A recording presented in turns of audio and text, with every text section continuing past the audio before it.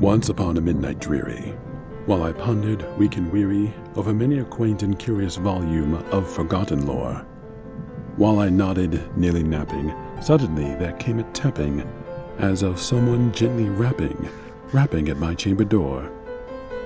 "'Tis some visitor," I muttered, tapping at my chamber door. "Only this, and nothing more." Ah, distinctly I remember it was in the bleak December, and each separate dying ember wrought its ghost upon the floor. Eagerly I wished the morrow, vainly I had sought to borrow from my books surcease of sorrow for the lost Lenore, for the rare and radiant maiden whom the angels name Lenore, nameless here, forevermore. And the silken, sad, uncertain rustling of each purple curtain thrilled me, filled me with fantastic terrors never felt before, so that now, to still the beating of my heart, I stood repeating, "'Tis some visitor entreating entrance at my chamber door, some late visitor entreating entrance at my chamber door. This it is, and nothing more." Presently my soul grew stronger, hesitating then no longer. "Sir," said I, "or madam, truly your forgiveness I implore. But the fact is, I was napping, and so gently you came rapping, and so faintly you came tapping at my chamber door, that I scarce was sure I heard you." Here I opened wide the door. Darkness there, and nothing more. Deep into that darkness peering, long I stood there, wondering, fearing, doubting, dreaming dreams no mortal ever dared to dream before. But the silence was unbroken, and the stillness gave no token, and the only word there spoken was the whispered word, "Lenore?" This I whispered, and an echo murmured back the word, "Lenore." Merely this, and nothing more. Back into the chamber turning, all my soul within me burning, soon again I heard a tapping, somewhat louder than before. "Surely," said I, "surely that is something at my window lattice. Let me see then what thereat is, and this mystery explore. Oh, let my heart be still a moment, and this mystery explore. 'Tis the wind, and nothing more." Open here I flung the shutter, when, with many a flirt and flutter, in there stepped a stately raven of the saintly days of yore. Not the least obeisance made he, not a minute stopped or stayed he, but with mien of lord or lady, perched above my chamber door. Perched upon a bust of Pallas just above my chamber door. Perched and sat, and nothing more.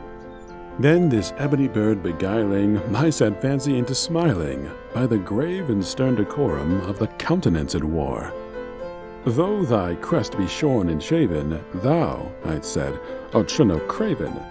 Ghastly grim and ancient raven, wandering from the nightly shore, tell me what thy lordly name is on the night's Plutonian shore." Quoth the raven, "Nevermore."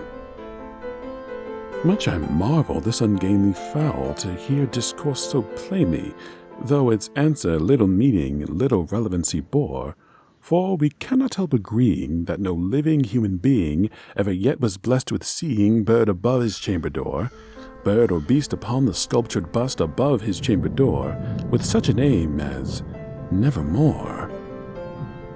But the raven, sitting lonely on the placid bust, spoke only that one word, as if his soul in that one word he did outpour. Nothing further than he uttered, not a feather than he fluttered, till I scarcely more than muttered, "Other friends have flown before." On the morrow he will leave me, as my hopes have flown before. Then the bird said, "Nevermore." Startled at the stillness broken by reply so aptly spoken, "Doubtless," said I, "what it utters is its only stock and store, caught from some unhappy master, whom a merciful disaster followed fast and followed faster, till his songs one burden bore, till the dirges of his hope that melancholy burden bore of never, nevermore."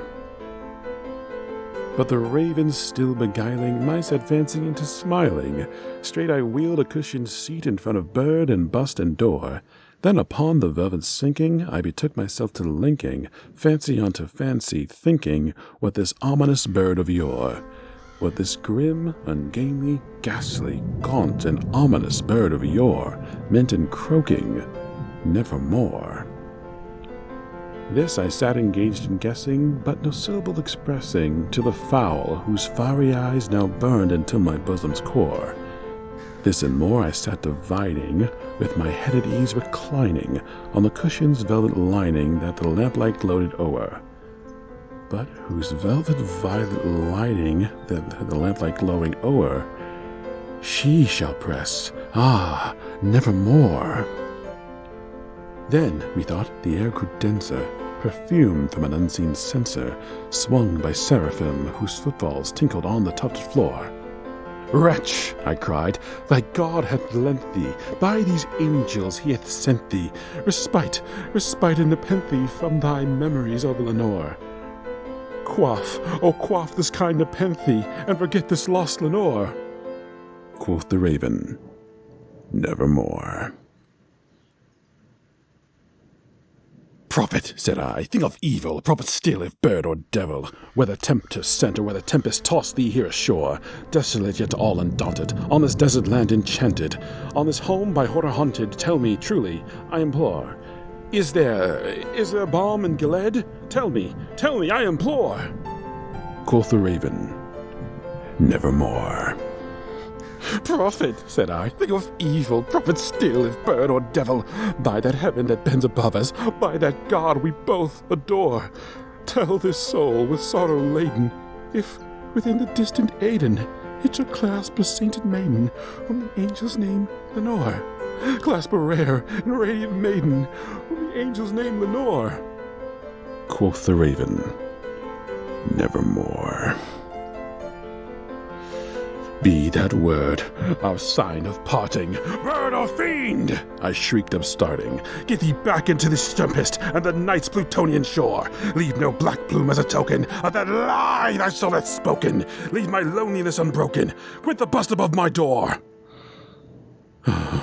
Take thy peak from out my heart, and take thy form from off my door." Quoth the raven, "Nevermore." And the raven, never flitting, still is sitting on the pallid bust of Pallas just above my chamber door. And his eyes have all the seeming of a demon's that is dreaming, and the lamplight o'er him streaming throws his shadow on the floor. And my soul from out that shadow that lies floating on the floor shall be lifted nevermore.